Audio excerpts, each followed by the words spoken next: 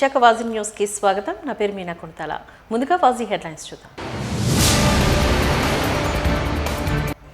America సృష్టిస్తున్న ఆర్థిక సంక్షేమానికి మోడీ సర్కార్ సహకరిస్తోంది.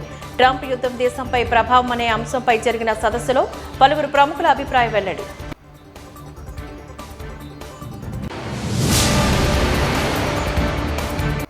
కూటమి ప్రభుత్వం మేయర్ పీఠానికై చేస్తున్న అవిశ్వాస ప్రయత్నంలో వామపక్షాల ప్రమేయం లేదు.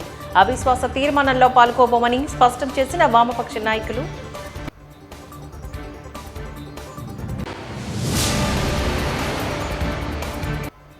కేజీహెచ్లో రోగుల ఆహార పంపిణీపై ప్రశంసలు కురిపించిన ఇండోమిమ్ కంపెనీ నిర్వాహకులు. సంవత్సరం పాటు రోగుల సేవకై ఆహార పంపిణీకి స్పాన్సర్ చేసిన యాజమాన్యం.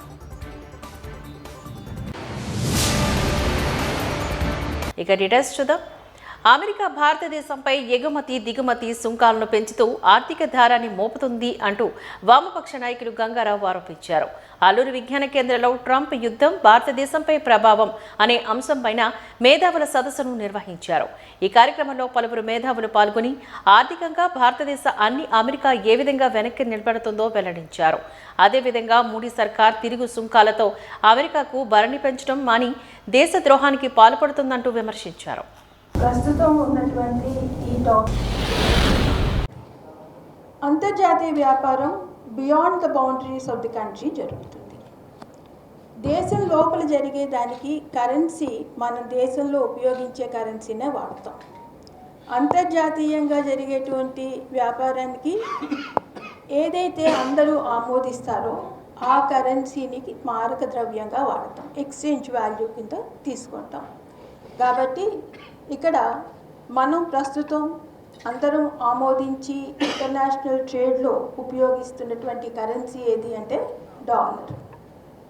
ఇంకొకటి ఏంటి తేడా అంటే ఫారిన్ రిజర్వ్స్ మీద ఇంపాక్ట్ ఉంటుంది, అంటే విదేశీ మారక నిల్వల మీద ప్రభావం ఉంటుంది. అంతర్జాతీయ వ్యాపారం చేస్తే విదేశీ మారక నిల్వల మీద మనకి మనం చేసే వ్యాపారాన్ని బట్టి అవి పెరగనవచ్చు లేదా తగ్గిపోవచ్చు. ఎగుమతులు ఎక్కువగా ఉంటే మనకి ఎక్కువ విదేశీ మారకం వస్తుంది. ప్రపంచంలో వివిధ దేశాల నుంచి అమెరికాకి దిగుమతి అయ్యేటటువంటి సరుకుల మీద భారీగా సుంకాలు విధించి ఆ దేశ ఆర్థిక వ్యవస్థల్ని దెబ్బతీయటం కోసం తీవ్ర ప్రయత్నం చేస్తున్నారు. ముఖ్యంగా భారతదేశం నుంచి అమెరికాకి దిగుమతి అయ్యేటటువంటి సరుకుల మీద కూడా దాదాపు 35% పైన వివిధ సరుకులకి అదనమైనటువంటి దిగుమతి సుంకాలు విధించి మన దేశం యొక్క సరుకుల్ని అమెరికాకి వెళ్లకుండా అడ్డుకునేటటువంటి దుర్మార్గమైనటువంటి చర్యలకి అమెరికా పాల్పడుతూ ఉన్నది. కానీ దాన్ని ఎదుర్కొనేటటువంటి విధంగా మోడీ ప్రభుత్వం లేకుండా అమెరికాకి సరెండర్ అయిపోయి మన దేశ ప్రయోజనాల్ని అమెరికాకి తాకట్టు పెట్టి మన భారతదేశ ఆర్థిక వ్యవస్థను నాశనం చేసేటటువంటి విధంగా కేంద్రంలో బీజేపీ వ్యవహరిస్తుంది. ఇది దేశ ద్రోహకరమైనటువంటి చర్య. చైనా దానికి ప్రతీకారంగా అమెరికా 125% ఆ దేశం యొక్క సరుకుల మీద సుంకాలు విధిస్తే దానికి రెసిప్రోకల్గా చైనా 84% తిరిగి సుంకాలని అమెరికా సరుకుల మీద విధించింది. కానీ భారతదేశం ఏం చేసింది? మన యొక్క ఆహారపు సరుకులు లేకపోతే ఆటోమొబైల్స్, ఫార్మా మందులు కానీ లేకపోతే వ్యవసాయ సరుకులు కానీ, ప్రాసెసింగ్ ఫుడ్స్ కానీ, లేకపోతే ఆటోమొబైల్స్ కానీ, లేకపోతే ఎలక్ట్రానిక్స్ గూడ్స్ కానీ, లేదా రొయ్యలు, చేపలు, ఇటువంటి ఎగుమతులు వీటన్నిటి మీద భారీగా సుంకాలు విధిస్తే కానీ భారత ప్రభుత్వం మాత్రం అమెరికా వాటి మీద సుంకాలు విధించకుండా లొంగిపోయింది. రెండోది ఏంది, ఈరోజు అమెరికాకు లొంగిపోవటం అంటే అమెరికా యొక్క సరుకుల్ని భారతదేశంలో యథేచ్ఛగా దిగుమతి చేసుకోవటానికి ఒప్పందం చేసుకోబోతూ ఉన్నాడు. ఇప్పటికే కొన్నిటికి మన బడ్జెట్లో అమెరికా యొక్క కారుల్ని వాటి మీద ఇచ్చేటటువంటి దిగుమతి సుంకాన్ని తగ్గించాడు. అలాగే అమెరికా నుంచి విద్యుత్ వాహనాలు వస్తూ ఉంటే వాటి మీద దిగుమతి సుంకాన్ని తగ్గించేశాడు. అమెరికా నుంచి ఎలక్ట్రానిక్ గూడ్స్ భారతదేశానికి వస్తుంటే దాని మీద దిగుమతి చేశారు. విదేశీ మద్యం, బీరు, ఇటువంటి వాటన్నిటి మీద కూడా తగ్గించేశారు. ఇంకా ఇప్పుడు రాయబారాలు నడుపుతూ ఉన్నారు. ఏమిటా రాయబారం? భారతదేశంలో వ్యవసాయ రంగం యొక్క సరుకులన్నీ కూడా జీవీఎంసీ 27వ వార్డు అమర్ నగర్లో అమర్ నగర్ పూలే అంబేద్కర్ సేవా సంఘం అధ్యక్షుడు రామాంజనేయులు ఆధ్వర్యంలో మహా అన్నదాన కార్యక్రమాన్ని నిర్వహించారు. ఈ కార్యక్రమానికి ముఖ్య అతిథులుగా polytechnic professor SP Ramana, deputy commissioner of income tax Tulsidas, Gayatri college director Giridhar మీడియాతో మాట్లాడారు. డాక్టర్ బిఆర్ అంబేద్కర్ 134వ జయంతి వేడుకలు ఘనంగా నిర్వహించడం జరిగింది. బాబాసాహెబ్ అంబేద్కర్ గారికి గజమాలలు వేసి ఘనంగా నివాళులర్పించారు. డాక్టర్ బాబాసాహెబ్ అంబేద్కర్ దేశంలోని ఉన్న జాతి వివతను, అంటరానితనాన్ని పాలద్రోలిన గొప్ప నాయకుడు. దేశం ప్రజలు అంతా సంతోషంగా జీవిస్తున్నాము అంటే దానికి మూలకారకుడు అంబేద్కర్ అంటూ అందించిన రాజ్యాంగ కారణమని అన్నారు. ఈ కార్యక్రమంలోని రావణ సిద్ధారాం, సీతారాం, మజ్జి నరేష్, రాము మరియు కమిటీ సభ్యులు తదితరులు పాల్గొన్నారు.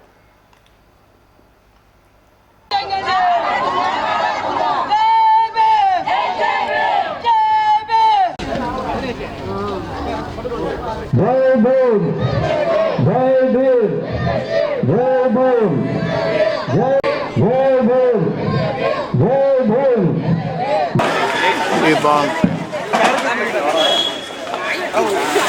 కావున మన కాలనీ వాసులందరూ కూడా అన్నాన్ని వేస్ట్ చేయకండి, వాటర్ ప్యాకెట్లు వేస్ట్ చేయకండి. వాటర్ ప్యాకెట్లు ఒక్కొక్కటి తీసుకున్నామా, వేస్ట్ చేయకండి. డ్రమ్ముల్లో ఉన్నాయి, వాటర్ ప్యాకెట్ తీసుకోండి. 135వ అంబేద్కర్ జయంతి మహోత్సవం జరుపుతున్న మన పూలే అంబేద్కర్ అసోసియేషన్ అమర్నగర్ వారు ప్రతి సంవత్సరము ఇక్కడ ఈ కార్యక్రమం చేయడం జరుగుతుంది. అలాగే జయంతి ఉత్సవం చేస్తారు, వర్ధంతి కార్యక్రమం చేస్తారు. ఇక్కడ ఉన్న ఈ ప్రజానికానికి అందరికీ కూడా వీళ్ళు ఈ అంబేద్కర్ సొసైటీ పేరు మీద వీళ్ళు సేవా కార్యక్రమాలన్నీ కూడా చేయడం జరుగుతూ ఉంటుంది. ఈరోజు కూడా మీరు చూసే ఉంటారు, ఒక పండగ వాతావరణం లాగా ఇక్కడ ఉంది. ఈ అమర్నగర్ కాలనీలో వీళ్ళందరికీ కూడా చాలా కార్యక్రమాలు చేయడం జరుగుతూ ఉంటారు. ఈ అంబేద్కర్ ఇజం అనేది అందరూ కూడా మర్చిపోలేనిది. ఎందువలనంటే మాకందరికి కూడా తల్లిదండ్రులు జన్మనిస్తే మాకు మాత్రం అంబేద్కరే పునర్జన్మ ఇచ్చారు. మేమంతా ఈ పొజిషన్లో ఇక్కడ ఈ రకంగా ఉన్నామంటే మా యొక్క అంబేద్కర్ యొక్క ఈ రాజ్యాంగం వల్లే మేము ఈ సర్వైవల్ అవుతున్నాం. మా ద్వారా పే బ్యాక్ టు సొసైటీ అనే కార్యక్రమంలో మా దాంట్లో వచ్చిన ఇన్కంలో మా సొసైటీ తరఫున మా అందరికి కూడా సేవ చేయడానికి కూడా మేము ఎప్పుడు ఉంటున్నాము. మన అమర్నగర్లో రాము అనే వ్యక్తి ఎప్పటి నుంచి కూడా ఒక 10 to 15 years నుంచి ఈ అంబేద్కరిజాన్ని ఇక్కడ ప్రోత్సహించి ఈ అంబేద్కరిజం మీద మీకు ఎలా బెనిఫిట్స్ ఉంటాయి, ఏంటి, పిల్లలు చదువుకుంటే ఎలాంటి ఎంప్లాయ్మెంట్ వస్తాయనే కార్యక్రమాలు కూడా ఇక్కడ చేయడం జరుగుతుంది. అలాగే ఇక్కడ నెక్స్ట్ కూడా స్కిల్ హబ్ అనే కార్యక్రమం కూడా పెట్టడం జరుగుతుంది. ఇక్కడ పిల్లవాళ్ళందరికీ కూడా ఎడ్యుకేషన్ పరంగా కానీ, లేకపోతే ఎలక్ట్రికల్ వర్క్స్ కానీ, లేకపోతే ప్లంబింగ్ వర్క్స్ కానీ వాటి మీద కూడా వీళ్ళందరూ కూడా ట్రైనింగ్ ఇవ్వడానికి మేము కూడా సాయశక్తిలో కృషి చేస్తామని. ఈ అంబేద్కర్ జయంతి అనే కానీ కాకుండా అంబేద్కర్ వర్ధంతి టైంలో కూడా వృద్ధులకి, వృత్తంతులకి కూడా బట్టలు పంచడం, దుప్పట్లు పంచడం అన్ని సేవా కార్యక్రమాలు చేస్తూ ఉన్నామండి. మా పూలే అంబేద్కర్ జయంతి ఉత్సవాల్లో భాగంగా ఈరోజు మాకు అంబేద్కర్ స్టాట్యూ పెట్టి 10 ఏళ్ళు అయిందండి. దానికి ఏంటంటే మా ఏరియా కాలనీ అందరికీ కూడా భోజనం ఏర్పాటు చేయడం జరిగింది ఈ సంవత్సరం. చెప్పాలంటే అంబేద్కర్ గారి కోసం ఆయన మా కోసం చేసిన త్యాగఫలం మేము ఈరోజు ఇలా ఉన్నాము. సో ఆయన కోసం మేము ప్రతి సంవత్సరం ఏదో చిన్న కార్యక్రమాలు చేస్తూ మా వంతు మేము ప్రయత్నం చేస్తున్నాము. అన్ని విధాలా ప్రయత్నం చేసుకుంటాం. ఇది చిన్నప్పటి నుంచి రమణ గారు ఇక్కడ ఉండే ఊరు. ఇది రమణ గారు ఇక్కడ ఫస్ట్ నుంచి చాలా యాక్టివిటీస్ చేస్తుంటారు. మేము కూడా ఈ రమణ గారు చేసిన యాక్టివిటీలో ఫ్యూచర్లో ఏమైనా తోడ్పడతాం. అంబేద్కర్ ఆశయ సాధన కోసం చేస్తున్న ఏ ఒక్కరు చేసినా మా ముందు కృషి ఉంటుంది. అంబేద్కర్ ఆశయాల ఫలితంగా మేము ఇక్కడ ఈ స్టేజ్లో ఉన్నాము. నేను ఒక ప్రొఫెసర్గా పనిచేస్తున్నానంటే డాక్టర్ భీమరావు అంబేద్కర్ గారి సెలవే. లేకపోతే మేము ఎక్కడో ఏదో ఊర్లో ఏదో జూట్ మిల్లోనో ఎక్కడో పని చేసుకుని ఉండేవారం. ఇప్పుడు మేము ఇలా ఉన్నామంటే sir commissioner, income tax commissioner, నేను ఒక ప్రొఫెసరు, సార్ కూడా ఒక ప్రొఫెసర్ అయ్యారంటే మేము అందరం అంబేద్కర్ గారికి రుణపడి ఉన్నాం. మా జీవితాలు అంబేద్కర్ గారికి అంకితం అన్నమాట. దయచేసి అందుకనే మేము ఆయన ఆశయ సాధన కోసం నిరంతరం కృషి చేస్తామని ఈ సందర్భంగా మీకు అందరికీ తెలియజేసుకుంటూ అందరికీ శుభాకాంక్షలు తెలియజేసుకుంటున్నాను. జై భీమ్, జై భీమ్. మహావిశాఖ నగరపాలక సంస్థ మేయర్పై టీడీపీ, జనసేన, బీజేపీకి చెందిన కూటమి కార్పొరేటర్లు పెట్టిన అవిశ్వాస తీర్మాన సమావేశంలో ఓటింగ్లో సిపిఐ, సిపిఎం కార్పొరేటర్లు డాక్టర్ బి గంగారావులు పాల్గొనకూడదు అంటూ డిస్క్ జిల్లా కమిటీలు నిర్ణయం తీసుకున్నట్లుగా వారు తెలిపారు. ఈ మేరకు జగదంబ పార్టీ కార్యాలయంలో నిర్వహించిన విలేకరుల సమావేశంలో సిపిఎం, సిపిఐ నాయకులు ఎం జగ్గినాయుడు, ఏజే స్టాలిన్లు మాట్లాడారు.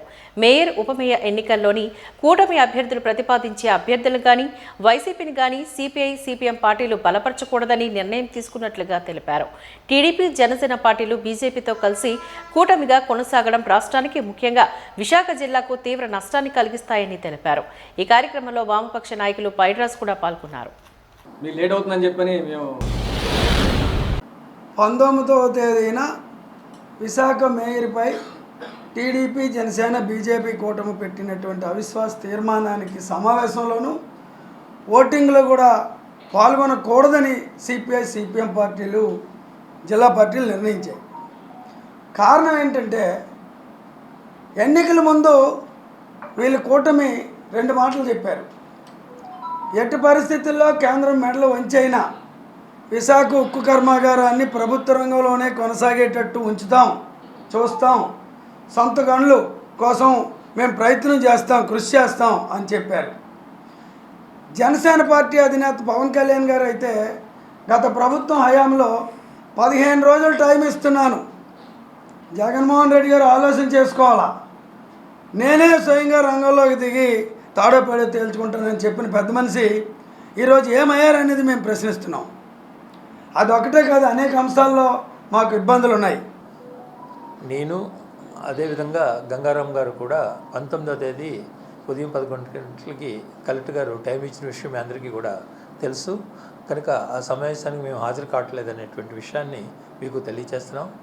అందుకు ముఖ్యంగా ఏంటంటే వామపక్ష పార్టీల యొక్క ఐక్యతని దృష్టిలో పెట్టుకునే ఓబీ కమ్యూనిస్ట్ పార్టీలు కూడా ఈ నిర్ణయం తీసుకోవడం అనేటువంటిది జరిగింది.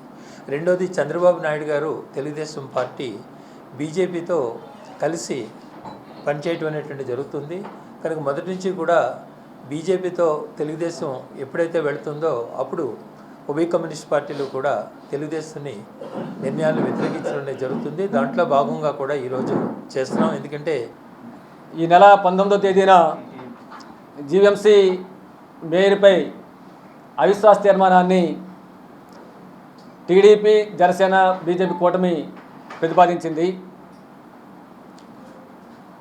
ఈ అవిశ్వాస తీర్మానం సమావేశంలో మా ఉభయ పార్టీల కార్పొరేటర్లు పాల్గొనరు. అలాగే మేయరు, డిప్యూటీ మేయర్కి జరిగినటువంటి ఓటింగ్లో కూడా సిపిఎం కార్పొరేటటువంటి స్టాలిన్ గారు, గంగారావు గారు పాల్గొకూడదని చెప్పని సిపిఎం, సిపిఐ విశాఖ జిల్లా కమిటీలు తీర్మానించాయి. ఎందుకంటే ఈ రాష్ట్రానికి, విశాఖ జిల్లాకి తీవ్ర ద్రోహం, నష్టం చేసినటువంటి బీజేపీ పట్టణ సంస్కరణల పేరు మీద అనేక ప్రైవేటీకరణ విధానాలు తీసుకురావడం, వైజాగ్ స్టీల్ ప్లాంట్తో సహా అనేక ప్రభుత్వ రంగ సంస్థల్ని ప్రైవేటు కట్టబెట్టడం వంటి నష్టదాయకమైన చర్యలు చేపడుతున్న బీజేపీ, దీనికి అదనంగా ప్రజల మధ్య, కష్టజీవుల మధ్య కులం, మతం పేరు మీద వైషమ్యాలు సృష్టించి విభజన తీసుకొచ్చినటువంటి బీజేపీతో రాష్ట్రంలో ఉన్నటువంటి టీడీపీ, జనసేన కలిసి ముందుకు వెళ్తున్నాయి, పొత్తు పెట్టుకొని పనిచేస్తున్నాయి. కాబట్టి వీరు పెట్టే ఈ తీర్మానాన్ని మేము దూరంగా ఉండాలని చెప్పని నిర్ణయం తీసుకోవడం జరిగింది. బీజేపీతో కానీ, బీజేపీతో కలిసి ఉన్న ఏ కూటమితో కూడా సిపిఎం, సిపిఐ పార్టీ వెళ్ళకూడదని చెప్పని తీర్మానం చేసుకున్నాయి. నిజంగా పార్టీ విధానాలు నచ్చకపోతే ముందు పార్టీ రిజైన్ చేయండి. ఆ పార్టీ తర్వాత పదవి రిజైన్ చేయండి. ముందు పదవి రిజైన్ చేసి మళ్ళీ ఎన్నికల్లోకి వెళ్ళండి. ఎన్నికల్లోకి వెళ్ళి మీరు గెలవండి. గెలిచి మీరు నచ్చిన పార్టీలోకి వెళ్ళండి. ప్రాబ్లం లేదు, గెలిచిన పార్టీలోకి వెళ్ళండి. అంతేగాని ఒక పార్టీ అభ్యర్థిగా మిమ్మల్ని ప్రజలు ఓట్లు వేసి నమ్మి ఓటు గెలిపించిన తర్వాత ఆ ఓటర్ల తాలూకా నమ్మకాన్ని మీరు వమ్ము చేసి ఇతర పార్టీ జంప్ కావడం అని చెప్పినంటే ఇది ప్రజాస్వామ్యాన్ని, ప్రజల తాలూకా నమ్మకాన్ని వమ్ము చేయడం తప్ప కాదని చెప్పని చెప్పదలుచుకున్నాం. ఇటువంటి స్వార్థపూరిత, అవమానకర, నిస్సిగ్గు రాజకీయాల్ని అటు తెలుగుదేశం, జనసేన, బీజేపీ వైసీపీ ఏటికి భిన్నం లేదు ఇవి. ఈ 4 కూడా అటువంటి ప్రోత్సహించడం చెప్పినది ఈ తీవ్రమైన ప్రజానికి నష్టదాయక చర్యగా మేము ఉభయ పార్టీలుగా భావిస్తున్నాం. ప్రజలు ఇటువంటి తిరస్కరించాలని చెప్పని మేము కోరుతున్నాం. అలాగే ప్రజల మీద భారాలు వేసేటువంటి ఈ పట్టణ సంస్కరణలు క్రికెట్ క్రీడాకారుల పట్ల విశాఖ జిల్లా క్రికెట్ అసోసియేషన్ వీడీసీఏ అవలంబిస్తున్న కక్షపూరిత విధానాలను పూర్తిగా ఖండిస్తున్నాను అంటూ మాజీ క్రికెట్ క్రీడాకారుడు న్యాయవాది ఎస్కే హుస్సేన్ ఆరోపించారు. మంగళవారం డాబా గార్డెన్స్లో గల విజయ్ ప్రెస్ క్లబ్లో ఏర్పాటు చేసిన మీడియా సమావేశంలో ఆయన మాట్లాడారు. మధురవాడ క్రికెట్ స్టేడియంలో ఎటువంటి ముందస్తు ప్రకటన లేకుండా అంతర్గత విధానంలో క్రికెట్ క్రీడాకారులను ఎంపిక చేయడంపై ఆయన మండిపడ్డారు. సెలక్షన్ కమిటీ సభ్యులతో పాటు కార్యవర్గ సభ్యులపైన హుస్సేన్ ఆగ్రహాన్ని వ్యక్తం చేశారు. ఈ సందర్భంగా ఆయన మాట్లాడుతూ క్రికెట్ క్రీడాకారుల ఎంపిక పట్ల జిల్లా క్రికెట్ అసోసియేషన్లో అనేక అవకతవకలు జరుగుతున్నాయని అన్నారు. విశాఖ జిల్లా క్రికెట్ అసోసియేషన్కు 2023లోనే కాలం చెల్లిపోయిందని, ఆ తర్వాత ఎన్నికలు జరగలేదని వాపోయారు. అయినప్పటికీ అసోసియేషన్ సభ్యులు పాత సెలెక్టర్లతోనే కొనసాగిస్తూ వారికి తెలిసిన వారు ఇదివరకు అండర్-14, అండర్-19లో సెలెక్ట్ అయిన వారిని, వారి సారథ్యంలో శిక్షణ తీసుకున్న క్రీడాకారులను మాత్రమే ఇప్పుడు ఎంపిక చేశారు అంటూ ఆయన ఆరోపించారు. అసలు కార్యవర్గం కాల పరిమితి పూర్తయిన తర్వాత బాడీ లేకుండా క్రీడాకారులను ఎంపిక చేసే అధికారం అసోసియేషన్కు ఎవరిచ్చారు అంటూ హుస్సేన్ ప్రశ్నించారు.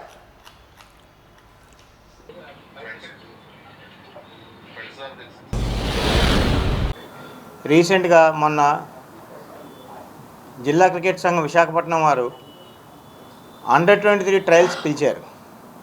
పిలిచింది వాళ్ళు అనుకున్న కుందేలుకి 3 కాళ్ళు అనుకున్నట్టుగా 40 మంది మనుషులు పిలిచి తక్కిన ఎవరిని పిల్లలు జిల్లా క్రికెట్ సంఘం వీడీసీ బి గ్రౌండ్లో ఉన్న కోచింగ్ సెంటర్కి వెళ్తే అక్కడికి రానివ్వట్లా. మీరు వెళ్ళి ఎవరు పర్మిషన్ పట్టుకొని రండి, వాళ్ళు అలౌ చేస్తే మేము అలౌ చేస్తాం అని పరిస్థితిలో పిల్లలు వేరే వేరే అకాడమీలు నేర్చుకుంటున్నారు. డబ్బులు ఖర్చు పెట్టి నేర్చుకుంటున్నారు. నేర్చుకున్నప్పుడు సెలక్షన్కి పిలిచినప్పుడు వీళ్ళు వెళ్ళాలి కదా. వీళ్ళు ఏ పేపర్లో కూడా నోటిఫికేషన్ ఇవ్వలేదు అండర్-23 సెలక్షన్లని. అక్కడ వచ్చిన పిల్లల్ని 40 మందిని సెలెక్ట్ చేసి వాళ్ళలోంచి టీం తీస్తారంట. పిల్లలు వెళ్ళి క్వశ్చన్ చేస్తే అక్కడ సెలెక్టర్లు ఎప్పటి నుంచి ఆలే సెలెక్టర్లు. లాస్ట్ 10 సంవత్సరాలు చూస్తే అయ్యే పేర్లు ఆలే మనుషులు. వాళ్ళే వస్తారు, వాళ్ళు చెప్పినట్టు చేస్తారు. వాళ్ళు ఏమంటున్నారు, మీరు వెళ్ళి ఏసీఐ కంప్లైంట్ పెట్టుకోండి. మీరు అండర్-19 ఆడారా, అండర్-19 ఆడితేనే మీకు 23కి సీనియర్కి ఛాన్స్ ఉంటుంది. అసలు సీనియర్స్కి 23లో సెలక్షన్ ఉండదమ్మా. వాళ్ళు ఆడినోళ్ళు ఉంటారు, వాళ్ళని వేసేస్తాం. ఏమండి, ఇంత ఐపీఎల్లో ఇంత కొత్త కుర్రోళ్ళు వచ్చేసి స్కోర్లు కొడుతున్నారు. ఏమండి, కొత్త కుర్రోళ్ళకి ఎందుకు మీరు అవకాశం ఇవ్వరు? మీరు పట్టుకుని పిల్లలే మంచి వాళ్ళ, వాళ్ళొక్కరికి క్రికెట్ ఉంటుంది, ఇంకోళ్ళు ఆడలేరా? లాస్ట్ ఇలాగే ఓపెన్ సెలక్షన్ పెట్టి సిద్ధార్థన్ కుర్రోడిని బాగా ఆడినోడిని టీంలో వేయలే. అప్పుడు కూడా నేను గొడవ చేస్తే సిద్ధార్థన్ కుర్రోడిని వేశారు.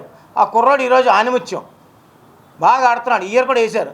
అలాగా ఒక 100 మంది సెలక్షన్ ఓపెన్ సెలక్షన్ మీకు బాధ ఏంటి పెట్టడానికి? ఓపెన్ సెలక్షన్స్ ఎందుకు మీరు పెట్టరు? ఫస్ట్ ఆఫ్ ఆల్ మీ బాడీ ఉందా? విశాఖపట్నం డిస్ట్రిక్ట్ క్రికెట్ అసోసియేషన్ 2023లో బాడీ చచ్చిపోయింది. ఎలక్షన్లు జరగలేదు. బాడీ లేకుండా మీరు సెలక్షన్ ఎలా పెడుతున్నారు? మీకు రైటర్ ఇచ్చారు. ఇదన్నీ తప్పు కాదా? ఏసీఐ అధికారులు ఏం చేస్తున్నారు? ఏసీఐ సెక్రటరీ ఏం చేస్తున్నారు? వీడీసీఐ మీద స్టే ఉన్నప్పుడు మీరు వాళ్ళ టీంని ఎలా అలో చేస్తున్నారు ఆడడానికి? ఈ సెలక్షన్ ఎలా అలో చేస్తున్నారు? ఇది మేము ఖండిస్తున్నాం. పిలిస్తే అందరినీ పిలండి. యూనివర్సిటీ అని పిల్లలు ఉన్నారు, బయట నుంచి డబ్బులు పెట్టి ఖర్చు పెట్టుకొని క్రికెట్ని ఒక ప్రొఫెషనల్ వేలో ఆడిన ఉన్నారు, క్రికెట్ని ప్రొఫెషన్ చేసుకుని ఉన్నారు. వాళ్ళు మీరు ఎందుకు అవకాశం ఇవ్వట్లేదు? ఇది ఫండమెంటల్ రైటుకి అగెన్స్ట్గా చేస్తున్నారు. ఆర్టికల్ 14 ఏమంటుంది? రైట్ టు ఈక్వాలిటీ అంటుంది. అంటే మీరు ఉన్న మనుషులకే ఇస్తారా? ఇంకోళ్ళకి ఈక్వాలిటీ లేదా? వాళ్ళు ఆడకూడదా? అండర్-23 సెలక్షన్స్ పోయిన ఆదివారమే. సో మాకు ఒక ఫ్రెండ్ త్రూ మాకు తెలిసింది అండర్-23 సెలక్షన్స్ అవుతుందిరా చెప్పపెట్టకుండా. అసలు న్యూస్ పేపర్లో కానీ దేని కానీ నోటిఫికేషన్ అసలు రాలేదు. సరే ఏమవుతుంది అనేసి మేము కిట్ బ్యాగ్ వేసుకొని మా గార్డెన్తో పాటు మేము వెళ్తే అక్కడేమో మాకు చెప్పారు ఏంటంటే ఇది ఓపెన్ సెలక్షన్స్ కాదు, ఓపెన్ ట్రయల్స్ కాదు, ఇది ఇంటర్నల్ ట్రయల్స్, అదే only state players regular camp ఉన్నోళ్ళు, డిస్ట్రిక్ట్ ప్లేయర్స్, రంజీ ప్లేయర్స్కి వీళ్ళు, సో వాళ్ళకే ఇది సెలక్షన్స్ పెట్టుకున్నాం. ఓపెన్ ట్రయల్స్ అస్సలు కాదు. నా ఏజ్ 20 ఇప్పటికీ. పోయిన ఇయర్ 2024 కూడా అలాగే జరిగింది. అసలు నోటిఫికేషన్ రాలేదు, ఏం చేయలేదు. అండర్ 23 సెలక్షన్స్ అయిపోయింది. పోనీ 1 ఇయరే కదా మేమని ఊరుకుంటే ఈ ఇయర్ కూడా అలాగే జరిగింది సార్. వెంటనే కిట్ బ్యాగ్ వేసుకొని అన్నీ సర్దుకొని అన్ని డాక్యుమెంట్ పట్టుకొని పదండి సెలక్షన్స్కి వెళ్దామంటే ఇది ఓపెన్ ట్రయల్స్ కాదు, అసలు అలౌ చేయని. ఇది ఓపెన్ ట్రయల్స్ బయట వాళ్ళకి కాదు, ఓన్లీ లోపల బీడీసీలోనే ప్రాక్టీస్ చేసిన వాళ్ళకే అంట. పైగా ఇప్పుడు ఎలా సార్ ఓపెన్ ట్రయల్స్ పెట్టకపోతే మా పరిస్థితి ఏంటి సార్? మేము ఇయర్ త్రూ మొత్తం ప్రాక్టీస్ చేస్తున్నాం సార్. ఇయర్లీ మేము ప్రాక్టీస్ చేసి అన్ని ఒక బేసిక్స్ని మేము ఫౌండేషన్ బిల్డ్ చేసి పర్లేదు ఈ సెలక్షన్లో అయినా సెలెక్ట్ అవుతామని చిన్న హోప్తో సెలక్షన్ కోసం ప్రిపేర్ అవుతుంటే ఓపెన్ కాదన్నారు.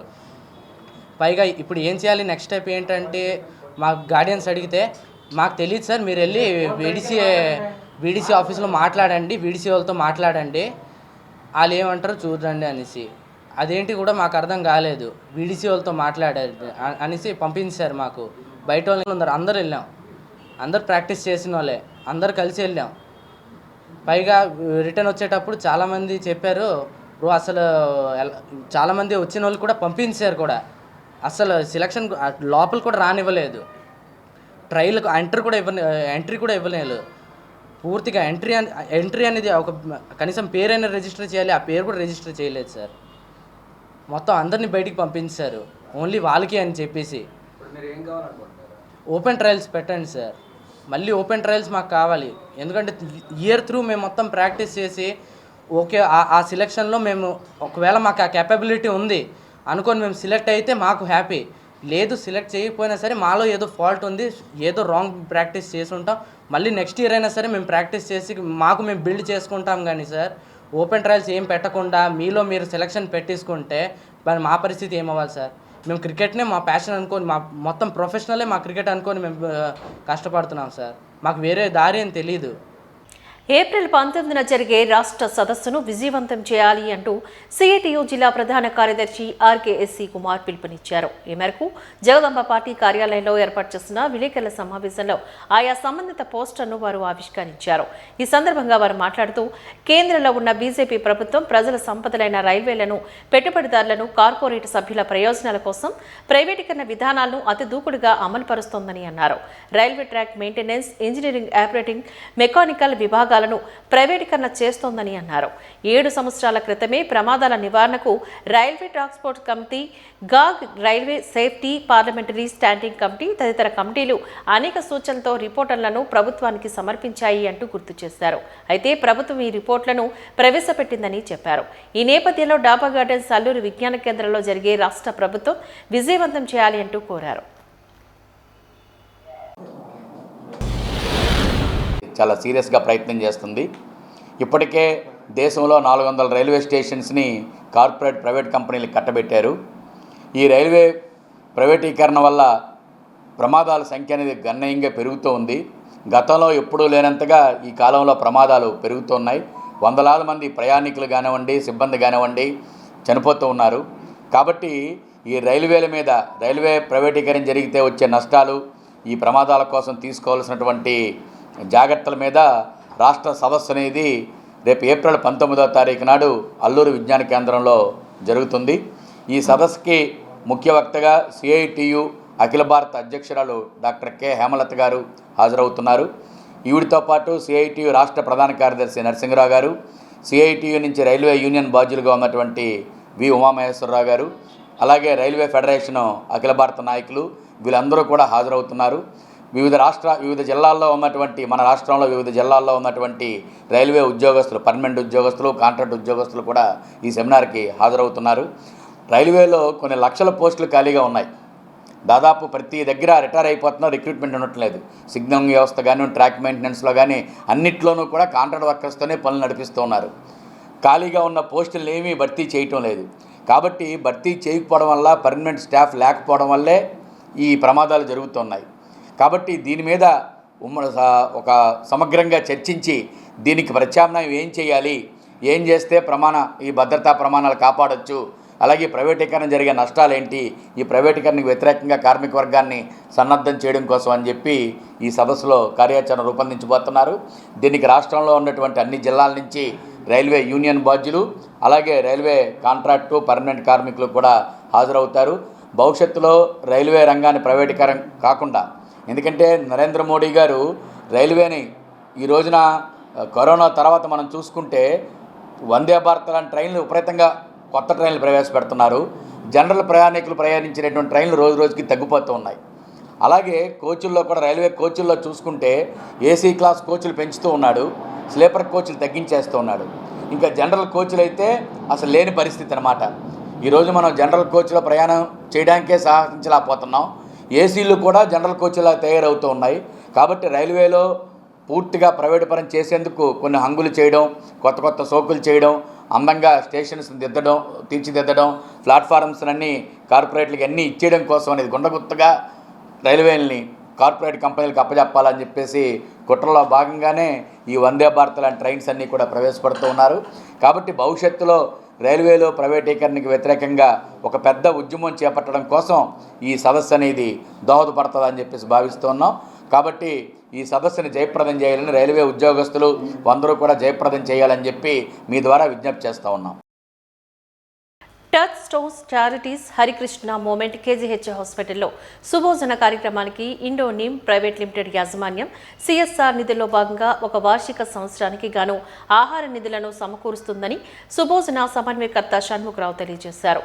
ఈ సందర్భంగా వారు మాట్లాడుతూ మధ్యాహ్న ఉచిత అన్నదాన కార్యక్రమానికి ప్రతిరోజు 400 మందికి శుభోదయం కొరకు విరాళాన్ని అందించడం శుభపరిమాణమని అన్నారు. మానవ సేవే మాధవ సేవ అని నమ్మే ప్రతి ఒక్కరూ ఈ సత్కార్యక్రమానికి తమ వంతు సాయాన్ని అందిస్తున్నారని తెలిపారు. కార్యక్రమం ఇండో ఎంఐఎం కంపెనీ సభ్యులు, హరే కృష్ణ సభ్యులు తదితరులు పాల్గొన్నారు.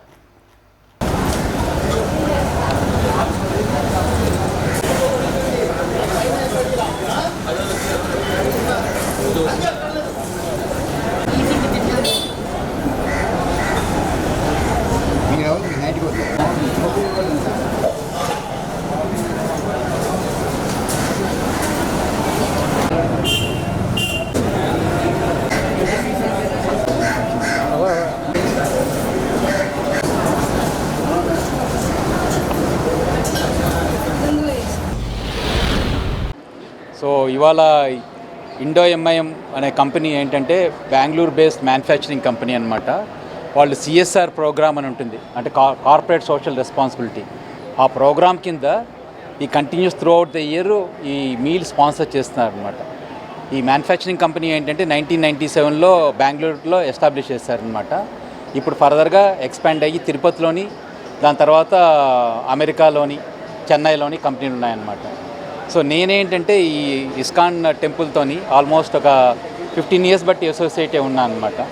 సో మన Hare Krishna movement group of temples ISKCON Bengaluru group of టెంపుల్లో వస్తుందన్నమాట. వీళ్ళు చాలా మంచి ప్రోగ్రామ్స్ చేస్తూ ఉంటారు. సో అక్షయ పాత్ర అనే ప్రోగ్రామ్ చాలా సక్సెస్ఫుల్గా రన్ అవుతున్నది. సో అది చూసి అక్షయ పాత్ర కూడా మా కంపెనీ కూడా కాంట్రిబ్యూట్ చేస్తుంది.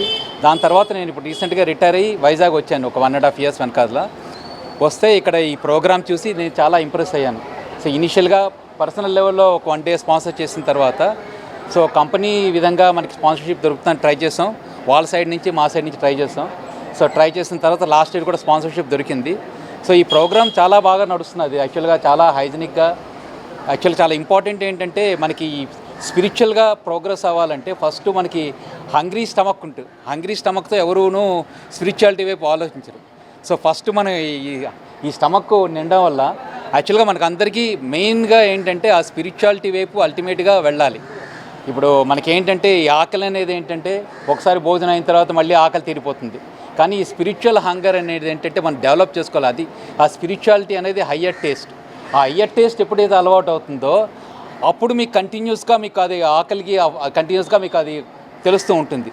మనము హరే కృష్ణ మూమెంట్ ఆధ్వర్యంలో సుభోజనం అనే కార్యక్రమం ద్వారా కేజీహెచ్లో గత 12 సంవత్సరాలుగా ఇక్కడున్న పేషెంట్స్ వాళ్ళ బంధువులకి పొద్దున, మధ్యాహ్నం మరియు సాయంత్రం ప్రతిరోజు 1200 మందికి ఇక్కడ మనం ప్రసాదం భోజనం అందిస్తున్నాం అన్నమాట. ఇది మా గురువు గారు అయినటువంటి ఏసీ భక్తి వేదాంత స్వామి ప్రభుపాదుల వారు మా మందిరం ఎక్కడైతే ఉంటుందో, ఈ హరే కృష్ణ మందిరం అక్షయపాత్ర ఎక్కడైతే ఉంటుందో అది 10 కిలోమీటర్ల చుట్టూరు ఎవరు ఆకలితో ఉండకూడదు అనేది మా గురువు గారి యొక్క ఆదేశము, ఆయన డిజైర్ కూడా. ఆ కోరిక నెరవేర్తించడం కోసము ఇక్కడ మన హరే కృష్ణ మూమెంట్ ప్రెసిడెంట్ అయినటువంటి నిష్కించన భక్త ప్రభు గారి ఆధ్వర్యంలో మనం ఇక్కడ 12 సంవత్సరాల క్రితము సుభోజనం అనే ప్రోగ్రాం ద్వారా ఇక్కడున్న వాళ్ళందరికీ మనం భోజనం అందిస్తున్నాం అన్నమాట. పొద్దున, మధ్యాహ్నం, సాయంత్రం 1200 మందికి. సో దీనికోసం మనము ఇండో ఎంఐఎం కంపెనీ మనం అప్రోచ్ అయ్యాము. వాళ్ళు మనకి 1 సంవత్సరం పాటు ప్రతిరోజు మధ్యాహ్నం పూట 400 మందికి భోజనం అందించడం కోసము 1 ఇయర్కి వాళ్ళ కంపెనీ నుంచి CSR ఫండ్స్ మనకి స్పాన్సర్ చేశారనమాట. సో ఇండో ఎంఐఎం కంపెనీ వాళ్ళకి హరే కృష్ణ మూమెంట్ తరపున వాళ్ళకి కృతజ్ఞతలు తెలుపుకుంటున్నాము. ఇందుకు మనకి ఇక్కడ ఈరోజు శుభోజనం ఇనాగరేషన్ ఈ ఇండో ఎంఐఎం కంపెనీ వాళ్ళ యొక్క ఈ 1 ఇయర్ ఫీడింగ్ ప్రోగ్రామ్ ఇనాగరేషన్ కోసము మనకి ఇండో ఎంఐఎం కంపెనీ తరపున వాళ్ళ యొక్క ప్రతినిధి విజయ్ కుమార్ గారు ఇక్కడికి వచ్చారనమాట. ఆయన మనకి చాలా సహాయం చేశారు ఈ మనం ఇండో ఎంఐఎం కంపెనీని అప్రోచ్ అవ్వడంలో, వాళ్ళ దగ్గర నుంచి మనం CSR స్పాన్సరింగ్ తెచ్చుకోవడంలో వారికి, అలానే Indo MIM company CFO Subrahmanyam గారికి, అలానే మిగిలిన ఇండో ఎంఐఎం కంపెనీ అందరికీను మన హరే కృష్ణ మూమెంట్ పేరున ధన్యవాదాలు తెలుపుకుంటున్నాం అనమాట. అలాగనే మన వైజాగ్లో ఉన్న ప్రతి కంపెనీకి, ప్రతి ఒక్కరికి మా విజ్ఞప్తి ఏమిటి అంటే, ఇలా అయితే మనకి మధ్యాహ్నం పూట ఇండో ఎంఐఎం కంపెనీ ఇచ్చారు, ఇంకా మనకి పొద్దున, సాయంత్రం కూడా మనకి చాలామందికి మనం ఇంకా ఆకలి తీర్చాలంటే చాలా ఫండ్స్ అవసరము. ఇక్కడున్న కంపెనీస్ కూడా వాళ్ళ CSRs మనకి కాంట్రిబ్యూట్ చేస్తే ఇంకా చాలామందికి మనం హైజెనిక్గా చాలా క్వాలిటీ ఫుడ్ని మనం వాళ్ళకి అందించగలుగుతాం. తూర్పు విశాఖ 14 గ్రామాల గ్రామ దేవత శ్రీ శ్రీ కరకచెట్టు పోలమాంబ పండుగను అంగరంగ వైభవంగా నిర్వహిస్తున్నాము అంటూ అటు ఆలయంలో ఈవో గాయత్రి, ఆలయ కమిటీ సభ్యులు చెబుతున్నప్పటికీ ఏర్పాట్ల విషయంలో వృద్ధులు, చిన్నారుల తల్లిదండ్రుల నుంచి ఆరోపణలు వెల్లువెత్తుతున్నాయి. అధికార పక్ష కార్యకర్తలు, నాయకులకు తల వంచి సామాన్య దర్శనాలకు కాలయాపన చేస్తున్నారని భక్తులు వాపోతున్నారు. 14 గ్రామాల ఇలవెలుపు కులదైవం కరకచెట్టు అమ్మవారి ఆలయంలో దర్శన ఏర్పాట్ల వైఫల్యాలపై వాజీ గ్రౌండ్ రిపోర్ట్.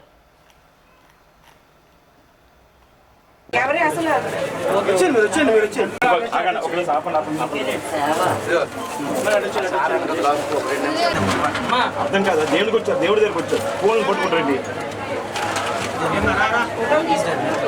ఈ ఫోన్లు బాగా ఎక్కువ.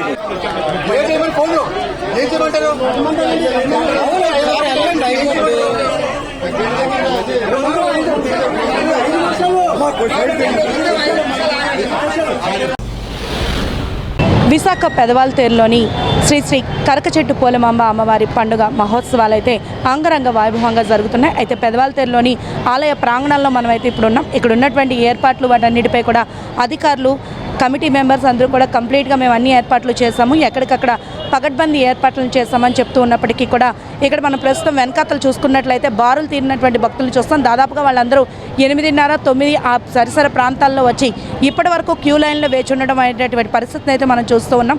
అదేవిధంగా ఎక్కువ VIP దర్శనాలకు ఎప్పుడు కూడా ఇలాంటి పండగ మహోత్సవాలు జరిగేటటువంటి సందర్భంలో ఖచ్చితంగా VIP దర్శనాలకు ఒక టైం అంటూ కేటాయించడం జరుగుతుంది. బట్ అటువంటి ఏర్పాట్లు ఏవి జరగకుండా VIPలు ఏ సమయంలో వస్తే ఆ సమయంలో వాళ్ళని అలౌ చేసే విధంగా ఏర్పాట్లను చేశారనేటటువంటి ఒక ఆరోపణ కూడా ఇక్కడ వినిపిస్తుంది. ప్రస్తుతం భక్తులైతే కూడా చిన్నపిల్లలు, ఎక్కువ సీనియర్ సిటిజన్స్ ఎవరైతే అంటే లోకల్గా స్థానికంగా ఎవరైతే వస్తూ ఉంటారో వాళ్ళందరూ ఇంతకుముందు గతంలో మేము గంటన్నర అంతకుమించి ఎక్కువ లైన్లో వేచినటువంటి సందర్భాలు లేవని చెప్తున్నారు. 15 సంవత్సరాల నుంచి వస్తున్నాను. చాలా కష్టంగా ఉందండి. ప్రతి సంవత్సరం ఇలాగనే ఉంటుంది. ఎన్ని గంటలు పట్టింది? మాకు 3 అవర్స్ పట్టింది. బాగున్నాయండి, బాగానే ఉన్నాయి. చిన్నప్పటి నుంచి నేను ఇక్కడ మేబీ 22 ఇయర్స్ చాలా రద్దీగా ఉందండి. ఈ సంవత్సరమే కొంచెం ఎక్కువ ఉంది, లాస్ట్ ఇయర్ అంత లేదు, ఈ సంవత్సరం బైక్ వాటరే అందిస్తున్నారు. బాగానే వచ్చారు మీరు? పొద్దున్న 11 గంటలకు వచ్చానండి, పంపలేదు, లైన్లోనే వచ్చాం. లైన్లోనే వచ్చా?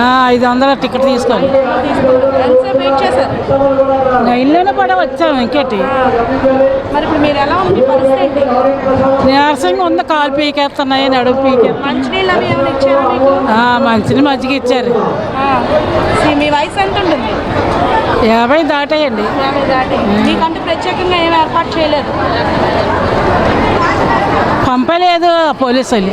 మరి ఎవరు వెళ్తున్నారు? ఉదయం నుండి దర్శనాలు అవుతున్నాయి కదా, ఎవరెవరిని పంపిస్తున్నారు?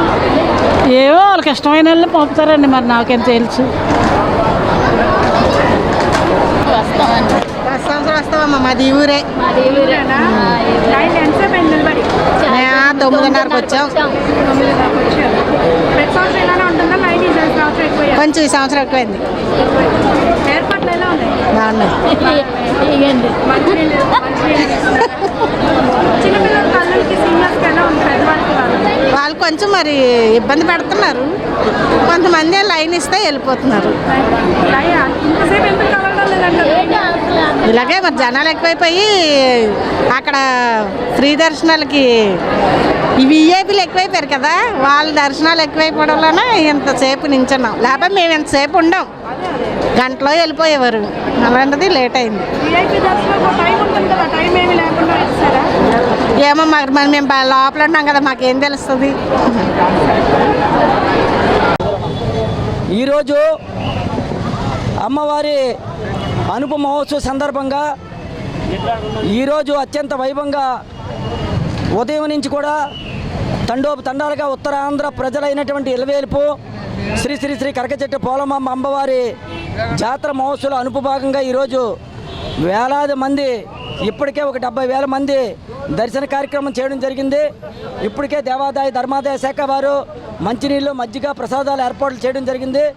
ఉదయం నుంచి కూడా భక్తుల రద్దీ ఎక్కువ అవడం వల్ల కొంచెం ఆలస్యం అయినటువంటి మాత్రం వాస్తవం అయినప్పటికీ కూడా మరి ఈరోజు అమ్మవారి అనుపు సందర్భంగా సాయంత్రం 5 గంటల నుంచి గాంధీ సెంటర్ దగ్గర నుంచి అనేకమైనటువంటి పులి వేషాలు, నేల వేషాలు, బల్ల వేషాలు, తప్పిడిగుళ్ళు, కోలాటాలు, చెక్క భజనలు, అమ్మవారి ప్రతిమలతో అనేకమైన విద్యలతో మరి అమ్మవారి ఊరేగింపుగా పెదవాల్తెర బజార్ నుండి ఈ ప్రాంతానికి చేరడం జరుగుతూ ఉన్నది. సాయంత్రం 5 గంటల నుంచి ఈరోజు రాత్రి 11 గంటలతో అనుపు కార్యక్రమం కంప్లీట్ అవుతుంది. కాబట్టి ఇప్పటికే అమ్మలుగా నమ్మ ముగ్గురమ్మల మూలపటమ్మ ఆ అమ్మవారి ఆశీస్సులు భక్తులు అందరి మీద ఉండాలని మీ ద్వారా నేను తెలియజేసుకుంటా ఉన్నాను. అయితే ప్రస్తుతం అయితే చూసుకున్నట్లయితే కనుక 9-9:30 పరిసర ప్రాంతాల్లో వచ్చినటువంటి వారందరూ కూడా ప్రస్తుతం ఇప్పుడు టైం 12:37, అంటే దాదాపుగా 2 గంటలకు పైగా వాళ్ళు ఇక్కడ వెయిట్ చేయడం జరిగిందని చెప్తున్నారు.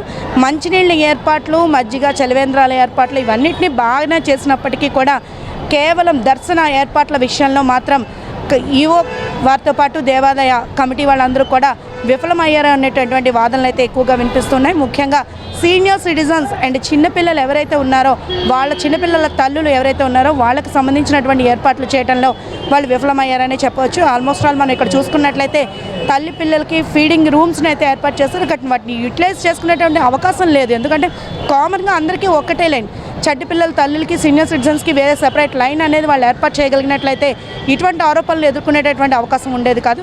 సో కంప్లీట్గా ఆలయ ఈవో ఎవరైతే ఉన్నారో గాయత్రి, వారిపై కంప్లీట్ ఆరోపణలన్నీ వస్తున్నాయి. కొంతమంది గతంలో మేము వచ్చినప్పటికీ ఇప్పటికీ సంఖ్య భక్తుల దర్శనం పెరుగుతూ వస్తుంది, అందుకనే లేట్ అవుతుందని చెప్తుంటే ఇంకొంతమంది వీఐపీలకి ఎక్కువ ప్రాధాన్యత ఇస్తున్నారు.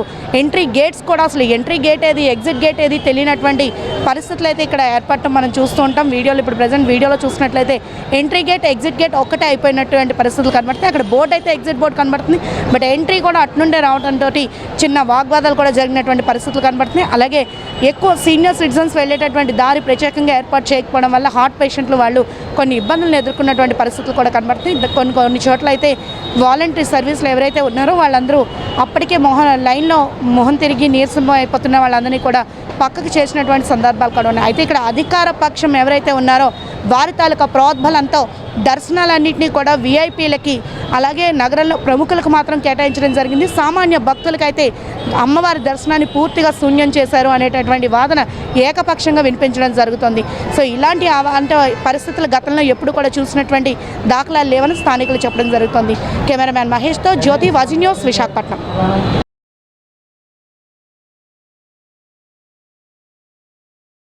వక్ఫ్ సవరణ బిల్లును పార్లమెంటు ఆమోదించడాన్ని ఆవాస్ విశాఖ జిల్లా కమిటీ ఏర్పాటు చేసిన రౌండ్ టేబుల్ మీటింగ్ తీవ్రంగా ఖండిస్తోంది.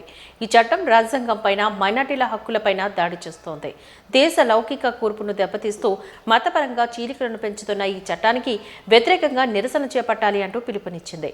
ఈ రౌండ్ టేబుల్ సమావేశానికి ఆవాస్ జిల్లా ప్రధాన కార్యదర్శి ఏఏ అష్రఫ్ అధ్యక్షతన వహించగా ఇందులో ముస్లిం సంఘాల పెద్దలు, మసీదు పెద్దలైన మున్నీర్ అహ్మద్ బాట్, అబీద్ బేగం, ఎదీన్, మున్నీషాలతో పాటు సిపిఐఎం జిల్లా కార్యదర్శి ఎం జగ్గునాయుడు, 78వ ward corporator doctor B Gangarao, CITU జిల్లా ప్రధాన కార్యదర్శి ఆర్కేఎస్పి కుమార్లు పాల్గొని తమ అభిప్రాయాలను వారు వెల్లడించారు. ఈ రౌండ్ టేబుల్ మీటింగ్ ఈ క్రింది తీర్మానం చేసింది. సవరించిన చట్టంలో గణనీయమైన మార్పులు చోటు చేసుకున్నాయి. ఈ మార్పులు గత చట్టంలోని పొందుపరిచిన ప్రాథమిక సూత్రాలకు విఘాతం కలిగిస్తున్నాయి.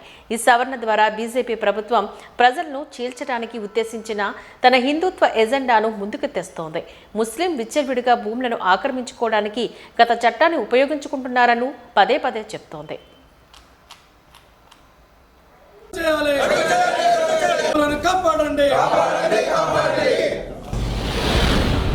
భారతదేశంలో ముస్లింలే కాదు అన్ని మతాల వారు కూడా వక్ఫ్ బోర్డు బిల్లు రద్దు చేయండి అని చెప్పి అన్నీ మీరు చూసుకోండి. తమిళనాడులో డిఎంకే చేయలేదా, మమతా బెనర్జీ చేయలేదా, అందరూ కూడా ఈరోజు సుప్రీంకోర్టులో కూడా వేశారు ముస్లింకి అన్యాయం జరిగింది అని చెప్పినా కూడా ఆపోజిషన్గా ఒక కమిటీ వేశారు. ఆపోజిషన్ వాళ్ళు ఇచ్చిన సలహాలను కూడా పట్టించుకోకుండా ముస్లిమేతల్ని అంటే ముస్లిం కాని వాళ్ళని ముస్లిం యొక్క వక్ఫ్ బోర్డులో మెంబర్గా పెట్టి, అలాగే అధికారం లేని ఒక కలెక్టరు ఇష్టం వచ్చినట్లు అతని ల్యాండ్ ఎవరికైనా దారాదత్తం చేయడానికి హక్కు కూడా కల్పించారు. నేను ఒక్కటే తెలియజేయాలనుకుంటున్నాను. ఎందుకంటే నేను ఒక వక్ఫ్ బోర్డు మెంబర్గా ఇలాగే కలెక్టర్ గారు 200 ఎకరాలు మాకు తెలియకుండా, మా మెంబర్స్ తెలియకుండా ఎన్టీపీసీకి ఇచ్చేస్తే ఆ సమయంలో మేము గొడవ చేస్తే రాజశేఖర్ రెడ్డి గారు, షబీర్ అలీ గారు అప్పటికప్పుడు రెండో రోజు 200 ఎకరాలు మళ్ళీ వక్ఫ్ బోర్డుకి వాపస్ ఇచ్చారు ఎన్టీపీసీ నుంచి. ఆల్టర్నేట్ ల్యాండ్ ఇస్తామని. ఏమైనా వక్ఫ్ బోర్డు ల్యాండ్ ఏంటంటే గవర్నమెంట్ ప్రభుత్వంది కాదు, ఇది ప్రజలందరూ ముఖ్యంగా తెలుసుకోవాలి. ఎందుకంటే ఎక్కడో తీసుకుని వెళ్ళాలంటే వక్ఫ్ బోర్డు వాళ్ళు వెళ్ళేమో ఈయన ఇంటి దగ్గర తీసుకుని వెళ్ళి అక్కడ పెట్టేస్తారట వక్ఫ్ బోర్డు స్థలం అని. ఎలా పెట్టేస్తారండి బోర్డు? ఎలా పెట్టేస్తారు? ఎవరు పెట్టేస్తారు? వక్ఫ్ బోర్డు అన్నది తాత ముత్తాతలు హిందూ రాజులు ఇచ్చున్నారు, ముస్లిం రాజులు కూడా మసీదులకి, దర్గాలకి ముస్లింల యొక్క సంక్షేమం కోసం ఇచ్చిన స్థలాలు. రెండోది వక్ఫ్ బోర్డు అన్నది ట్రస్ట్ అండర్లో ఉండేది ముందు. దాన్ని ఏం చేశారంటే అన్యాక్రాంతం అయిపోతుందని చెప్పి దాని గురించేమో దాన్నంతా కలిపి గవర్నమెంట్ అండర్లో పెట్టారు. ఈరోజు నేను అంటున్నాను ఒక మాజీ వక్ఫ్ బోర్డు మెంబర్గా, మేము ఉండదలుచుకోలేదండి. ఎందుకు ఉండాలి? మా ల్యాండ్స్ని సంరక్షణ చేస్తామని చెప్పి వక్ఫ్ బోర్డులో పెట్టారు. ఈ రోజేమో మా ల్యాండ్స్నేమో ఎవరో అంబానీ కోసమో, మీరు అంబానీ కోసమో ఎవరో అదానీ కోసమేమో మా ల్యాండ్స్ని ఇచ్చేయడం కోసం మీరు ఇష్టం వచ్చినట్లు చట్టం చేసేసి ఇస్తామంటున్నారు. మేము మీతో ఉండదలుచుకోలేదు. నేను దయచేసి సుప్రీంకోర్టుకి ఒక్కటే అప్పీల్ చేయాలని అనుకుంటున్నాను. అది ముస్లింల యొక్క ల్యాండు, దానిని వక్ఫ్ బోర్డులో పెట్టారు. మళ్ళీ మేమేమో మా ల్యాండ్ మేము ఉండదలుచుకోలేదు. దయచేసి ఆల్ ఇండియా ముస్లిం లా బోర్డు వాళ్ళు కూడా కేసు వేయండి, మేము వక్ఫ్ బోర్డుతో ఉండదలుచుకోలేదు. వక్ఫ్ బోర్డు అంటే ఏంటి మీనింగు? పూర్వం మన పెద్దలు, మన జమీందారులు వాళ్ళు వాళ్ళకి ఆ ఆస్తిని, ప్రజల ఆస్తిని వక్ఫ్ చేశారు. అంటే అల్లా పేరుతో దానం చేశారు. అలా ఉన్నాయండి ప్రాపర్టీలు. గవర్నమెంట్ వారు కూడా అంటున్నారు రైల్వేలు ఆస్తులు ఉన్నాయి, డిఫెన్స్ ఆస్తులు ఉన్నాయి, వక్ఫ్ బోర్డులు ఆస్తులు ఉన్నాయి. కానీ ఆస్తులున్న సుఖమేనండి. స్వాతంత్రం వచ్చిన 47 నుంచి ఇప్పటి వరకు ముస్లింలు పేదరికంలోనే మగ్గుతున్నారు. ఇన్ని ఆస్తులున్నా ఎస్సీ ఎస్టీ కన్నా చాలా అద్భుత స్థితిలో బతుకుతున్నారు. మన సదార్ కమిటీ కానీ కృష్ణ కమిటీ కానీ ఏం చెప్పిందండి, ముస్లింలు చాలా అద్భుతంగా బతుకుతున్నారని చెప్పారు. కానీ ప్రభుత్వాలు స్టేట్ ప్రభుత్వం కానీ సెంట్రల్ ప్రభుత్వం కానీ మైనార్టీల అభివృద్ధికి ఆర్థికంగా కానీ రాజకీయంగా కానీ విద్యాపరంగా కానీ అభివృద్ధి చేద్దామనే ఉద్దేశం లేదు. ఈరోజు ఉన్న అణగిదొక్కి ఉన్న సాయిబుల్ని ముందు ముస్లిమ్స్ని అందరినీ పెంచి వాళ్ళని మంచి చదువులు చదివించి ప్రభుత్వాల్లో వాళ్ళకు ఒక అవకాశాలు కలిగించాలని ముస్లిం సమాజం కోరుకుంటుంది. అది కాకుండా మాకున్న ఏదైతే వక్త ఆస్తులు ఉన్నాయో ఇవి కూడా దోచుకుంటే అంటే మా పరిస్థితి ఏంటి? దేశంలో మేము ఏ స్థానంలో ఉండాలి అనేది మొత్తం దేశం అంతా ఆలోచించాల్సిన విషయం. ఇది వచ్చి ప్రభుత్వం 10 సంవత్సరాలు, ఇది సెంట్రల్ ప్రభుత్వం వచ్చి ఇక్కడ ఏంటంటే ఒక సోదర భావంతో బతికే ఈ ఇండియాని నాశనం చేసేస్తుంది. హిందూ, ముస్లిమ్స్, క్రిస్టియన్స్ అనే మతాలు పిచ్చి పట్టింది వాళ్ళకి, మతాల పిచ్చి అయిపోయింది వాళ్ళకి. దీంట్లో విభేదాలు చేసేసి ఈ కలిసిమెలిసి ఉన్న కుటుంబాలు ఈరోజు ఒక ముస్లిమ్స్లో మ్యారేజ్ అవుతుందంటే 50% ఏమో హిందూస్, క్రిస్టియన్స్ ఉంటారు అక్కడ. ఎందుకంటే మాకు ఇప్పుడు దాకా కుల మతం అనేది తెలియదు మాకు అసలు. రంజాన్ రాగానే మేము వాళ్ళ ఇంటికి పంపించడం, క్రిస్మస్ రాగానే వాళ్ళు మాకు పంపించడం, ఇలాంటివి జరిగేది. దీన్ని ద్వేషభావం. హిందువులు వేరే, ముస్లిమ్స్ వేరే. ఇది గ్రీను, ఇది రెడ్. ఏంటి ఇది?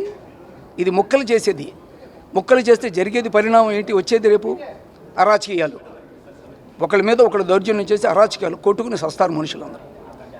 అది బాగుంటుందా? ఐకమత్యంగా ఉన్న పరిపాలన ఇది బాగోలేదా? ఇది వాళ్ళకి చేతకానితనం ఏంటంటే విభేదం చేసి పరిపాలిస్తున్నారు. వాళ్ళు కొత్త చట్టాన్ని, నల్ల చట్టాన్ని రద్దు చేయాలని కేంద్ర ఏదైతే సుప్రీంకోర్టు ఉందో ఈరోజు మనం వేసిన పిటిషన్స్ని అది జాగ్రత్తగా చూస్తూ మనోభావాలని వాళ్ళని అర్థం చేసుకుంటూ ప్రజల మనోభావాలని అందరినీ ఐకమత్యంగా ఉంచి ఇలాంటి నల్ల చట్టాన్ని రద్దు చేయాలని కోరుకుంటూ ఏప్రిల్ 16 నుంచి కాంట్రాక్ట్ కార్మికులు చేస్తున్న నిరవధిక సమ్మెను విజయవంతం చేయాలి అంటూ అఖిలపక్ష కార్మిక ప్రజా సంఘాల జేఏసీ నాయకులు జగ్గనాయుడు పిలుపునిచ్చారు. ఈ మేరకు జగదంబ పార్టీ కార్యాలయంలో ఏర్పాటు చేస్తున్న విలేకరుల సమావేశంలో ఆయా సంబంధిత వివరాలను వెల్లడించారు. ఈ సందర్భంగా వారు మాట్లాడుతూ స్టీల్ ప్లాంట్కు సొంత గనులు కేటాయించి ఉత్పాదకతను పెంచే దిశగా కూటమి ప్రభుత్వం కేంద్రంపై ఒత్తిడి తేవాలని వారు కోరారు. అదేవిధంగా తొలగించిన కాంట్రాక్ట్ కార్మికులను తిరిగి విధుల్లోకి తీసుకోవాలని డిమాండ్ చేశారు. ఈ డిమాండ్ తో ఏప్రిల్ 16న నిరవధిక సమ్మెకు పిలుపునిచ్చామని అన్నారు. జరుగుతున్న సమ్మెను జయప్రదం చేయండి. కాంట్రాక్ట్ కార్మికుల సమ్మెను జయప్రదం చేయండి. కాంట్రాక్ట్ కార్మికుల తొలగింపులు ఆపాలి. మేనేజ్మెంట్ ప్రభుత్వం కక్ష సాధింపు చర్యలు మానాలి. కేంద్ర ప్రభుత్వ కుట్రల వెంటనే ఆపాలి. కార్మిక సంఘాల ఐక్యత జయప్రదం చేయండి. కాంట్రాక్ట్ కార్మికుల పోరాటానికి సంఘీభావం తెలపండి. స్టీల్ ప్లాంట్లో కాంట్రాక్ట్ కార్మికుల్ని అక్రమంగా చట్టకు వ్యతిరేకంగా ఈరోజు అనేది అక్రమంగా తొలగింపులు అనేది మేనేజ్మెంట్ అనేది చేస్తుంది. దాన్ని పూర్తిగా మేము ఖండిస్తున్నాం, వ్యతిరేకిస్తున్నాం. ఈరోజు కాంట్రాక్ట్ కార్మికులకి మద్దతుగా వాళ్ళు చేసే అన్ని పోరాటాల్లో కూడాను జేఏసీగా మేము కూడా సంపూర్ణంగా బలపరుస్తున్నాము. రేపటి నుంచి కూడా మొత్తం కాంట్రాక్ట్ కార్మికులందరూ కూడాను ఈ అక్రమ తొలగలను ఆపాలనేసి, అంటే నేను తొలగించిన కార్మికులందరినీ కూడా మళ్ళీ రీబ్యాక్ చేసుకొని వాళ్ళందరికీ ఉద్యోగ అవకాశాలు కల్పించాలని ఏదైతే వాళ్ళు పోరాటంలోకి దిగి రేపటి నుంచి రంగంలోకి దిగి సమ్మె అనేది నిరవధిక సమ్మెకి అనేది దిగుతున్నారో దానికి సంపూర్ణ మద్దతు అనేది జేఏసీగా మేము కూడా ప్రకటిస్తున్నాం. ఇది ఇప్పుడు జగన్మోహన్ రెడ్డి ఉన్న ప్రభుత్వం హయాంలోని ఈరోజు కూటమి ప్రభుత్వంగా ఉన్న నాయకులందరూ కూడాను ఆ రోజు అనేది స్టీల్ ప్లాంట్ని కాపాడుతామని ప్రగల్భాలు చేసి ఈరోజు విశాఖపట్నం ప్రజలందరికీ కూడా వాగ్దానం చేసి ఈరోజు అనేది స్టీల్ ప్లాంట్లో ఎట్టి పరిస్థితుల్లో కూడా ప్రైవేటీకరణ కార్యక్రమం అన్న నాయకులందరూ కూడా ఈరోజు అనేది నోరు మూసుకొని ఈరోజు అనేది కూటమిలో ఉన్న ప్రభుత్వం నాయకులందరూ కూడా ఈరోజు అనేది ఉంటున్నారు. స్టేట్ గవర్నమెంట్ ఏమాత్రం కూడా బాధ్యత రహితంగా ఈరోజు అనేది స్టీల్ ప్లాంట్ మీద చేస్తుంది. అలాగే అక్రమ తొలగింపులు ఎన్ని విధాలుగా స్టీల్ ప్లాంట్ని ప్రైవేటీకరణ చేసి ఎన్ని విధాలుగా చేయాలి అన్ని విధాలుగా కూడా ఈరోజు అనేది చేసి అక్రమంగా ఈరోజు పద్ధతులు అనేది పాటిస్తుంది. ఉత్తమ యజమానిగా ఈరోజు స్టేట్ గవర్నమెంట్ అనేది ఈరోజు కేంద్ర ప్రభుత్వం సంస్థ, ఇది ప్రభుత్వ రంగ సంస్థ, ఉత్తమ యజమానిగా ఉండవలసిన సంస్థ. అందువల్ల ఏంటంటే ప్రైవేటు వ్యక్తి కంట దారుణంగా ఈరోజు అనేది అక్రమంగా ఈరోజు అనేది చట్ట వ్యతిరేకంగా ఈ అక్రమ తొలగింపులు చేస్తుంది. దాన్ని పూర్తిగా మేము ఖండిస్తున్నాం. రేపటి నుంచి విశాఖ స్టీల్ ప్లాంట్లో కాంట్రాక్ట్ కార్మికులు చేస్తున్న సమ్మెకు పూర్తి మద్దతు ఇవ్వాలని చెప్పేసి ఇవాళ జాయింట్ యాక్షన్ కమిటీ మేము కూడా ఒక నిర్ణయం తీసుకోవడం జరిగింది. కాబట్టి రేపటి నుంచి విశాఖ స్టీల్ ప్లాంట్లో కాంట్రాక్ట్ కార్మికులు అదేవిధంగా పర్మనెంట్ కార్మికులు ఏదైతే నిరసన తెలియజేయడానికి సమ్మె చేస్తున్నారో దానికి పూర్తి మద్దతుగా మేము సమ్మెలో జిల్లాలో కూడా అనేక రకమైన కార్యక్రమాలు రూపొందించి నిరసన తెలియజేసి వారికి మద్దతు ఇవ్వాలని చెప్పేసి మేము ఒక నిర్ణయం తీసుకోవడం జరిగింది. మరి గతంలో జగన్మోహన్ రెడ్డి గారి గవర్నమెంట్ ఉండేటప్పుడు మేము ఎన్నో పోరాటాలు చేసాం, ఎన్నో సమ్మెలు చేసి కార్యక్రమాలు చేసినప్పుడు వారు మాకు ఎటువంటి ఇబ్బంది కూడా కలిగించలేదు. కానీ ఇప్పుడు గత గవర్నమెంటు మీకు ఏమీ చేయలేదు విశాఖ స్టీల్ ప్లాంట్కి, మేము అధికారంలోకి వస్తే విశాఖ స్టీల్ ప్లాంట్ను పూర్తిగా కాపాడుతామని చెప్పేసి ఈవేళ కూటమి ప్రభుత్వం ఎన్నికల ముందు బూటకపు మాటలు చెప్పి గెలిచిన తర్వాత ఈరోజు స్టీల్ ప్లాంట్ పూర్తిగా ప్రైవేటీకరణ చేసే దిశగా తీసుకెళ్తుంది. దాంట్లో భాగంగానే పర్మనెంట్ కార్మికుల్ని వీఆర్ఎస్ పేరు మీద సుమారు 2000 మందిని తొలగిస్తున్నారు. కాంట్రాక్ట్ కార్మికులు 5000 మందిని తొలగించడానికి వాళ్ళు స్టెప్ బై స్టెప్ కార్యక్రమాలు చేస్తూ వెళ్తున్నారు. కానీ వాళ్ళు ఏదైనా కంపెనీ వస్తుందంటే ఉద్యోగాలు వస్తాయి, మా బ్రతుకులు బాగుంటాయని చెప్పేసి ప్రతి ఒక్కరు అనుకుంటారు. కానీ ఈవేళ కూటమి ప్రభుత్వం వచ్చిన తర్వాత ఉద్యోగాలు పూర్తిగా సుమారు 7000 నుంచి 8000 మంది వరకు తీసేయాలని ప్రయత్నం చేస్తున్నారు. కేంద్ర ప్రభుత్వం స్టీల్ కాంట్రాక్ట్ కార్మికుల అక్రమ తొలగింపులు వెంటనే నిలిపివేయాలని, తొలగించిన కార్మికుల్ని విధుల్లోకి తీసుకోవాలని కేంద్రం ఈ చర్యలు తీసుకునే విధంగా రాష్ట్రంలోని టీడీపీ, జనసేన, బీజేపీ కూటమి ప్రభుత్వం కేంద్రం మీద ఒత్తిడి తీసుకొచ్చి ఎక్కడ తొలగి ఆపాలని చెప్పని జేఏసీగా మేము డిమాండ్ చేస్తున్నాం. స్టీల్లో ఎంత దుర్మార్గంగా పరిస్థితుందంటే కాంట్రాక్ట్ కార్మికులు గత 25-30 సంవత్సరాల నుంచి స్టీల్ ఉత్పత్తిలో కీలక విభాగాల్లో కఠోర శ్రమతో పనిచేస్తూ ఉన్నారు. అటువంటి కీలక విభాగాల్లో పనిచేసే కార్మికుల్ని అర్ధాంతరంగా ఉన్నపలంగా రాత్రే కార్మిక చట్టాలని పూర్తిగా తొంగలో తొక్కి ఒక ప్రైవేట్ పరిశ్రమ కన్నా అత్యంత దారుణంగా ఒక ప్రభుత్వ రంగ సంస్థలో కేంద్ర ప్రభుత్వం నేరుగా జోక్యం చేసుకొని చట్టాలను కాలరాసి వేల మంది కార్మికుల్ని అర్ధాంతరంగా బయటకు నెడతా ఉంది. వేల కుటుంబాలని రోడ్డును పెట్టేసే కార్యక్రమం చేస్తూ ఉంది. టెండర్ల మార్పిడి పేరు మీద 640 మందిని ఇప్పటికే బయట పెట్టారు. మరో 1503 మందిని బయట పెట్టారు. రాబోయే 9 నెలల కాలంలో 5600 మంది కాంట్రాక్ట్ కార్మికుల్ని బయటికి నెట్టాలని చెప్పని మొత్తం రంగం సిద్ధం చేశారు. దీంతో పాటు పర్మనెంట్ ఎంప్లాయీస్ని ఒక పక్క నుంచి బీఆర్ఎస్, సిఆర్ఎస్ పేరు మీద తొలగింపులు పూరుకుంటూ ఉన్నారు. మేము 11,440 కోట్ల రూపాయల ప్యాకేజీ ప్రకటించాం. స్టీల్ ప్లాంట్ రక్షణకు మా నిబద్ధత అయిదని చెప్పని కేంద్ర మోడీ ప్రభుత్వం కానీ రాష్ట్ర కూటమి ప్రభుత్వం కానీ పెద్ద ఎత్తున ప్రచారం చేసింది. ఆ 11,440 కోట్ల రూపాయల్లో 500 కోట్ల రూపాయలు కేంద్రం తిరిగి జీఎస్టీ పేరు లాక్కుపోయింది.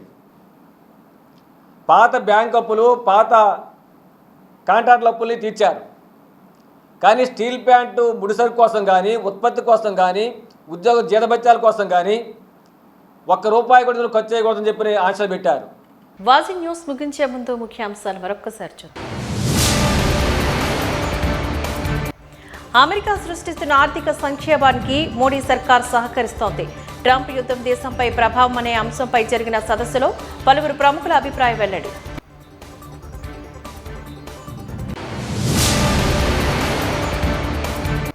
కూటమి ప్రభుత్వం మేయర్ పీఠానికై చేస్తున్న అవిశ్వాస ప్రయత్నంలో వామపక్షాల ప్రమేయం లేదు. అవిశ్వాస తీర్మానంలో పాల్గొబోమని స్పష్టం చేసిన వామపక్ష నాయకులు.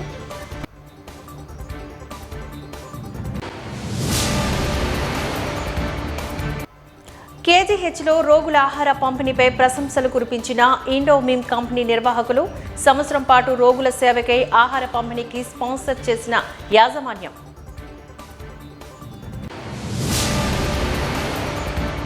వాజీ న్యూస్ ఇంతటితో సమాప్తం. నమస్కారం.